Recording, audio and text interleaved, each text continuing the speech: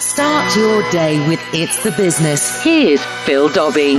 Today we look at what's been the only channel to market for many companies over the last 12 months, the web. Is your business getting the most out of your online presence?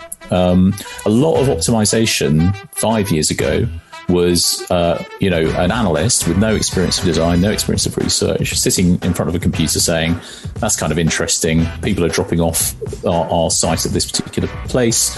I think it's because X, making a small improvement to the numbers. But is it enough of an improvement? Could more have been done? Dickin Doe joins us later on to tell us how data and analytics can help deliver a much better result, even if you're making incremental changes to your site rather than making massive, costly overhauls. And maybe you shouldn't chuck away what you've got and just make it work better. We'll look at all of that today. Plus, she's back in the water and floating all by herself. The colossal container ship stuck in the Suez Canal for nearly a week has been set free. Egyptian authorities say the bow of the skyscraper-sized Ever Given was wrenched by tugboats from the canal's sandy bank. Well, what will be the consequences of that little episode? We'll talk to a man who hasn't got a clue. And we'll look further into the big margin call yesterday that cost several banks dearly. Billions of dollars wiped out. It's Tuesday, the 30th of March, 2021. Good morning. And now, it's the business, making sense of it all with Phil Dobbie.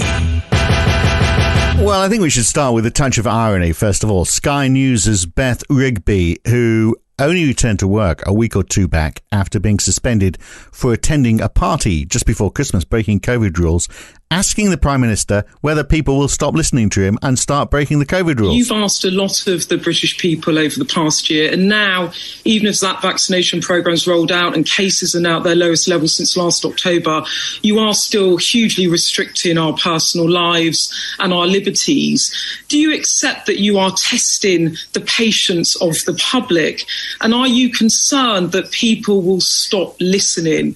Just like she stopped listening back in December, and she asked that question with a straight face. You've got to admire for that. And also, of course, for asking the really pertinent question earlier in the day of the Prime Minister, when are you going to get your hair cut? Well, You need to get a haircut. I need a haircut. You do. I'm going to say it. You do need a haircut. I do badly need a haircut, but it's going to happen. Can't you get Carrie just to trim it? She's going to have another go, yeah. Anyway, are you booked in for April the 12th? For the pub, yes. No, for the haircut. Priority. I don't know about that. Well, a glimmer of humanity there from the Prime Minister. I mean, he can be sort of, if he wasn't Prime Minister and you met him in a pub, you'd probably think he was quite a nice bloke, because he wouldn't be ruining the country if he was unemployed, would he? Look, there is light at the end of the tunnel. We've got to give him top marks, haven't we, for vaccinating the country, although I have a feeling if he got too involved in that, he might have stuffed that up as well. But we are on the way down in terms of the number of fatalities. Just 23 deaths from COVID-19 on Monday, which is way less, actually, than the number of people who normally die from pneumonia on the average day, for example. 5 times worse than the number of people killed on our roads, which is about 5 a day, just to give it some context. But 23 is a lot less than, we were getting up to 1,000 at one stage. And we have, of course, become fixated with medical statistics, haven't we, during the last year? So we are on our way down, infections down, deaths down, injections up. The case in Europe, of course, even in America, both cases, the death rate is not going down. It seems to have leveled off. It's actually going up in parts of Europe, and it's increased a bit in Florida as well after spring break, when young people get together and infect each other with all sorts of bodily fluids. So yes, signs that things are on the mend for us, but maybe not for other parts of the world.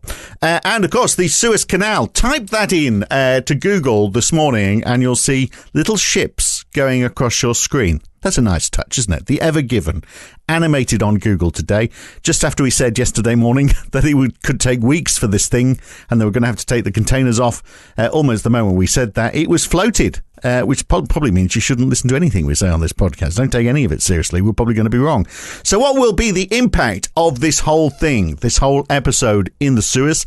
Deutsche Welle, the German broadcaster, got an economist on to answer that very question. Vincent Starmer from Kiel Institute for the World Economy. We heard the figure that, a large volume of goods every day and regularly passes the Suez Canal, but we don't quite know what the effect of its delays days are. There certainly will be millions worth of damages to the shipping companies that have lost, that still have to pay operating costs for ships that are waiting. But the exact damages to supply chains, it's unfortunately too early to tell exactly. So he doesn't know, in other words. The canal is also a huge moneymaker for Egypt, of course. What has this meant for the country? Well, you're right. Either. I mean, the Egyptian state receives a lot of the revenue from the Suez Canal. And a lot of that has been essentially lost in the last week, or at least postponed. Exactly how much of the revenue is lost will depend on how many ships have chosen to sail around Africa instead of using the Suez Canal. So again, it is hard to quantify also the economic costs for Egypt. But thanks for coming on anyway. Now, how about some real numbers? $20 billion is how much Archegos Capital ditched at the end of last week. They held a massive stocks in Viacom and Discovery and some Chinese stocks, but they were heavily leveraged. So when the share price fell, they had to ditch them because they had to get the money back somehow. And those sales, of course, took the prices down even further. They frantically sold $20 billion worth of US and Chinese stocks. But they weren't the only ones incurring losses to all of this. Their brokers lost out too. So Credit Suisse, UBS, Goldman Sachs, Morgan Stanley, all lost out. In fact, Credit Suisse were amongst those issuing statements yesterday saying that they have incurred losses. They wouldn't say how much. They must have been talking to our friend Vincent Starmer.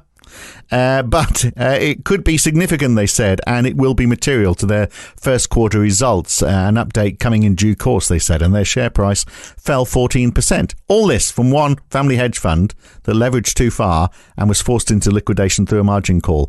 And these banks have only themselves to blame because the operator of Archegos Capital is Bill Huang, who was found guilty of insider trading in 2012. He had to pay a heap of money to the US regulators. Then a year later, he sets up Archegos Capital Management. And as the FT is reporting today, soon after that, the world's top investment banks were fiercely competing for its business.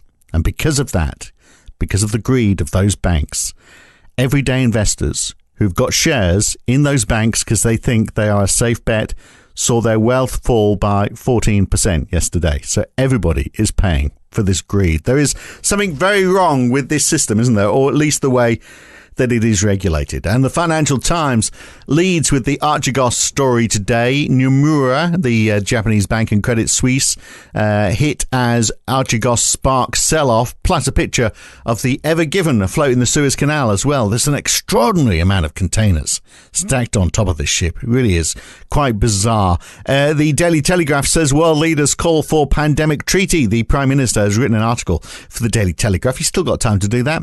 I suspect they're not paying him anymore, though, with the proposal for a global accord akin to that forged after the Second World War to bring countries together. Is this Boris's idea? This would be like having a union of countries, just as Churchill had suggested after the war, a union of countries within Europe. I wonder if that could work. Boris... It's a day for irony, isn't it? Boris is on the front page of the Daily Mirror too, but he didn't write this piece himself. The love rat Prime Minister, it says. After sleeping with his mistress on the family sofa and facing political questions over granting her special favours, now Boris reckons he's acted with honesty and integrity. The big headline, you call that integrity? This is probably a bit of an old story, isn't it? It's all over the relationship with Jennifer Ocuria and her special treatment when he was Mayor of London. We've heard so much about that. Old news. And there he is on the front page with her, and then another picture of him today in need of a haircut. Actually, not much difference, really, between how he was before COVID. And The Guardian, warnings of leaky wall in UK's vaccine defences. It's unclear how strong UK defences against another wave of coronavirus are, the Prime Minister has said. But pubs and non-essential retail are on track to open from the 12th of April, and indoor swimming pools as well, I'm glad to say. I'm going to be making use of that. But let's stay with the subject of retail for now, for our main topic today, which is all about selling online. That online experience has become more important for companies, particularly as for many companies, it's actually been the only channel to market. So if it's a suboptimal experience, then obviously that is sales lost right there. Now, I have been involved in websites in the past, some of them quite large ones, actually. And if you do it right, you try and optimize your design with usability testing before you launch. You mock up the site, you get to test it on people, watch how they behave, you fix any problems before you launch the site. For example, there might be a button that you thought was obvious that people just don't see, so you need to move it around or change its color or put a different typeface in. Now, you know this as a user, that that good sites are a blend of what looks good design-wise, something that reinforces the brand of a company and whatever those values of the brand represents. And then the technical design, which is optimizing that user experience, making it a very easy experience. Now, there are companies that help you do that. Some of them are focused a bit too much on the aesthetics, making sure the site looks good and not enough on the mechanics. So let's talk to someone who lives data, because there's data sitting behind all of this. It's how people behave and how they're monitored. So I'll fess up. It's an old friend. Well, he's sort of a friend of mine. I haven't seen him for not a chummy, see him every day, every 4 years or so. But Dick and Doe, we do live a little far apart now. He is obsessed with data. He can still mix with human beings in polite company sometimes, but he's with us today. He's working for a company in the UK, Foolproof, that have been helping a lot of big brand names in the space, banks, retailers, subscription TV, all that sort of thing. So do you think a lot of companies have been a little bit more ardent when it comes to sharpening up their online experience, because they've realized now how much money they can make, how much more money they can make if they just remove some of the obstacles? Definitely. So we've had, I think in the early days of the pandemic, quite a lot of organizations just kind of went on a halt, really. It was where can we stop spending money on anything? And so there wasn't a lot of thought given to the future for a 2 or 3 month period. And what's happened since then, though, for us and for an awful lot of other companies that specialize in digital, is there's been an enormous amount of new demand. So yes, organizations are saying increasingly, we really need to make the most of these experiences. We need to get more of our capability online. We can't continue to have stores in the way that we have in the past. We certainly can't be totally reliant on them in the way we have in the past. And an awful lot of additional new sorts of competition coming into most markets in order to help companies survive effectively. So yeah, it's got very busy. Do you remember the early days of the web? And everyone was very obsessed, weren't they, with the user experience? Because the internet was slow, so you couldn't waste time on sites, and so a lot of work went into usability design. It seems like a lot of that went by the wayside for a while, and the designers took hold, and usability design became a little less important because we became a bit more tolerant. I think there's usability and usability. So the company I now work for has been doing usability work for a considerable amount of time. But the sorts of things they focus on are literally, can I open this thing? If I press this button, does anything actually happen? Does it take me to the right part of the site? It's that kind of thinking.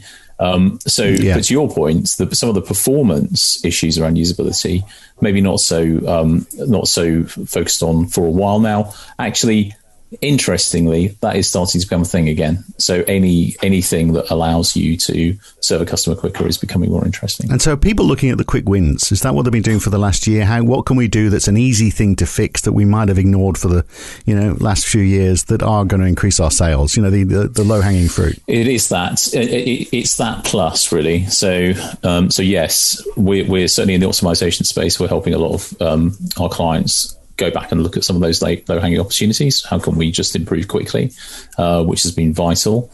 But there are a lot of companies also saying, and more, actually, this isn't enough. This isn't going to help us survive and thrive. We actually need to get back into innovation, new journeys, new ways of working with our customers. So it's an interesting mix, actually. Yeah. But yes, we're certainly getting a lot of people who are finally being critical of their existing, which is healthy, isn't it? I wonder how many of them are making false assumptions, though. So a couple of days ago on the podcast, we were talking about one way of saving money is leaving something hanging in a shopping cart.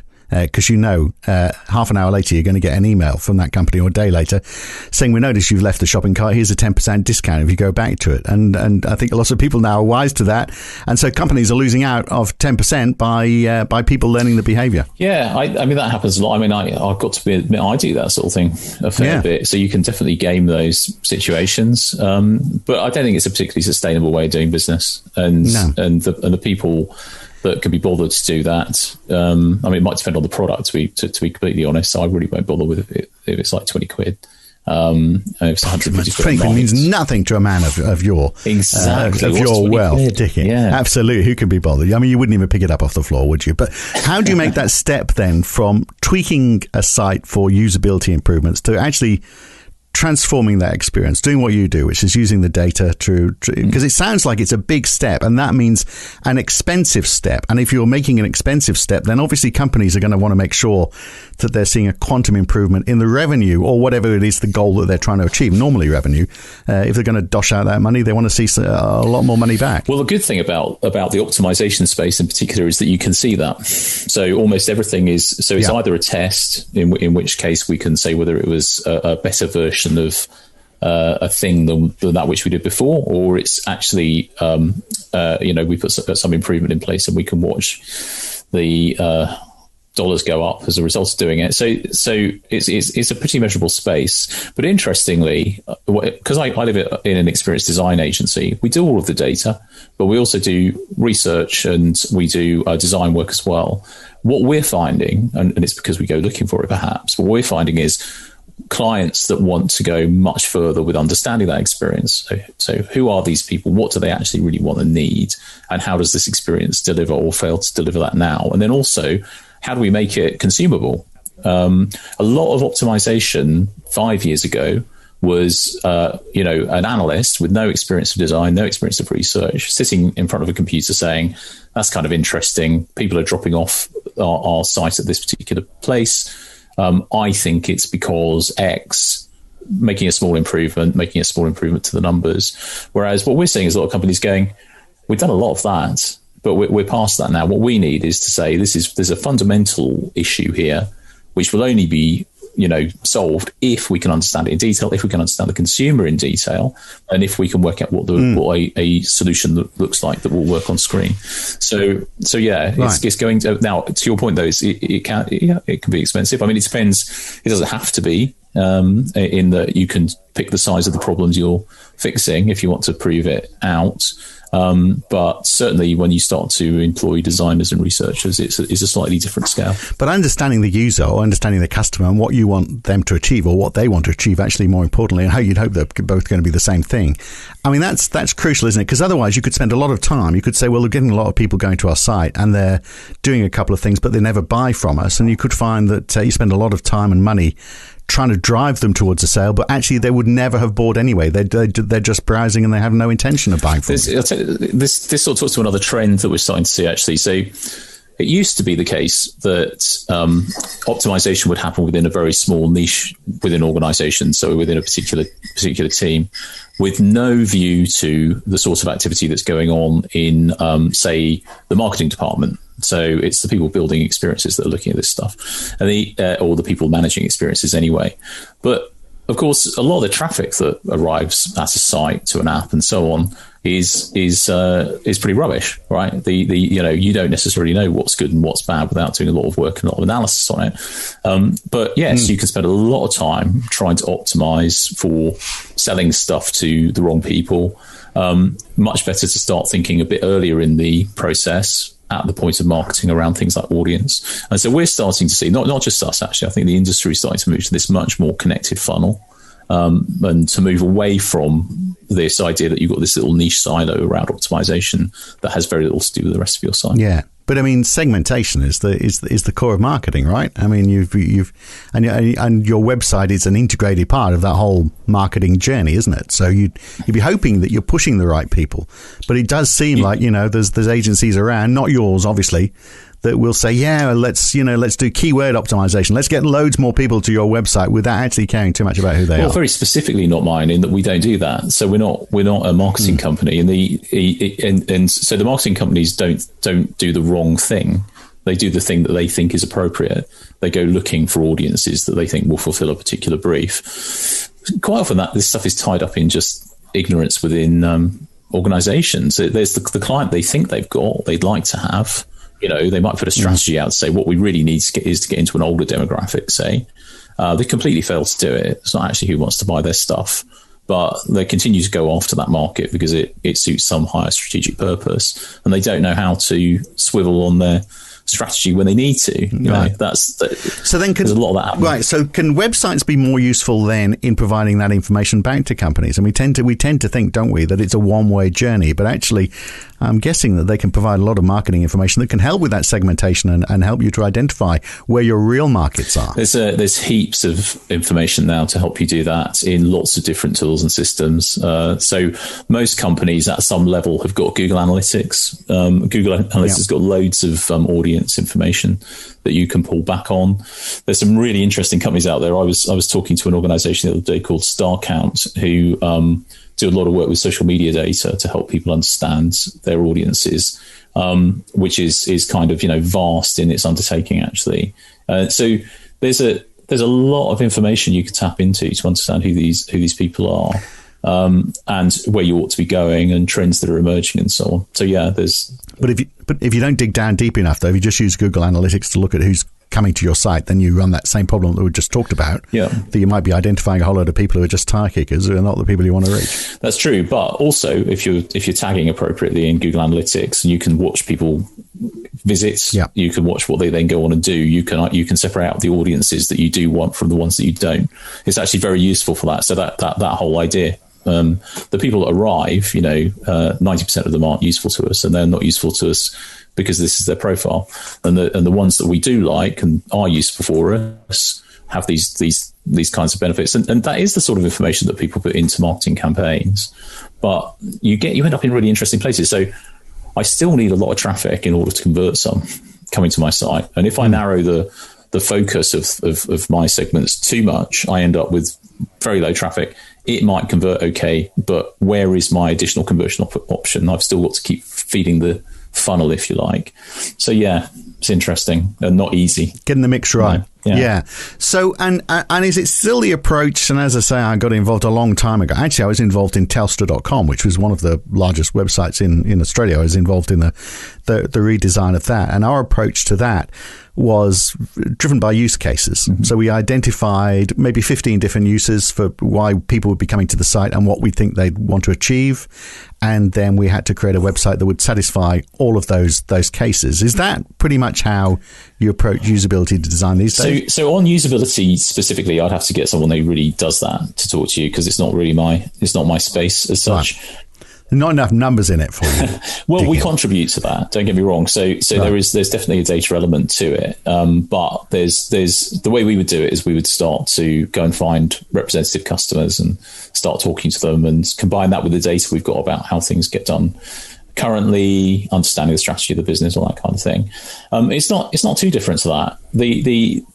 Anyway, I think the thing there is this hypothesis-driven theory of how you come up with ideas for things to move and change and so on is fine, as long as you've got a broad enough net for your hypotheses. I think the problem is who's coming up with that stuff and how are they doing it. And so if it's like like yourself, Phil, a well-heeled senior executive at Telstra, getting his limo to work. Oh, they were the days, Dickie. I bet. Yeah, all kinds of things that you probably get locked up for now, I'm sure. But if you're coming up with use cases, that's not going to work. But even if it's your poor underlings coming up with those ideas, that only works to a certain degree. You got to somehow find out what's going on out in the world and respond to that. Yeah. And that's where... So how do you do that? Because actually, I mean, you're spot on with Telstra. It wasn't actually me. It was even worse than that. It was every senior executive in Telstra had their own perception of what the website should be doing. And it was their view and achieving their business goals rather than what the customer wanted to do, which it created a bun fight really at the end of the day. But we didn't have any data to draw on. So what sort of questions should we be asking? Where are you getting this information to actually be able to, use data to actually drive the right solution? Well, so the data bit is increasingly the easy bit. So you will collect information as an organization. So Telstra, if we take that as an example, is still, I think, the majority sort of, the largest company of its type in Australia. So they've got loads and loads of data on the customers that they've already got and how they behave and what phones they own and all those sorts of things.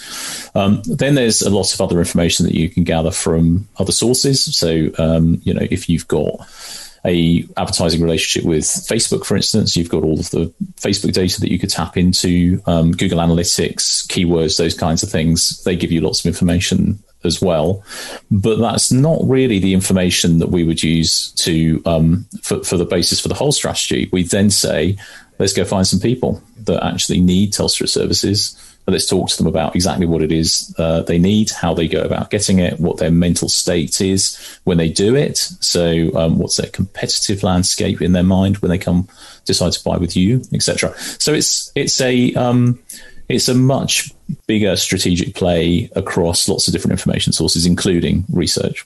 And then you use that to do what? How do you, having got all that together, you say, well, okay, these are our market segments. This is what we should be going after. This is what they want from our site. Is that the journey you take? Yeah. So you can certainly start to look at what you're developing in a slightly different light. So you can start to ask questions like, okay, this thing here looks like it works for this group of customers, but we've got 4 or 5 other need sets that we've got to take into consideration. Have we got something for all of these people? Should we focus more on particular segments within the sector? So, and then it's feed there for kind of the design teams. So the design teams can start to think about what to design, how to design it, and so on. And increasingly, and I'm going to say this because I talk about data all the time. Increasingly, it's so much of the time. Yeah. I know. So. It's just the dinner party invites. They're not dried up just because of COVID-19. You do realize you live a long way away these days as well. Yeah, so, but what's also key is though thinking about data analytics, AI, etc., in terms of the output, if you like. So virtually no web experience now. So definitely no app experience is free of your information or a prediction of what you might want next, or an automated decision somewhere about what content to serve and so on. So it's not just this is your audience and these are the sort of things they would like to see. It's actually how do all those solutions and systems behind the scenes also play into that experience now.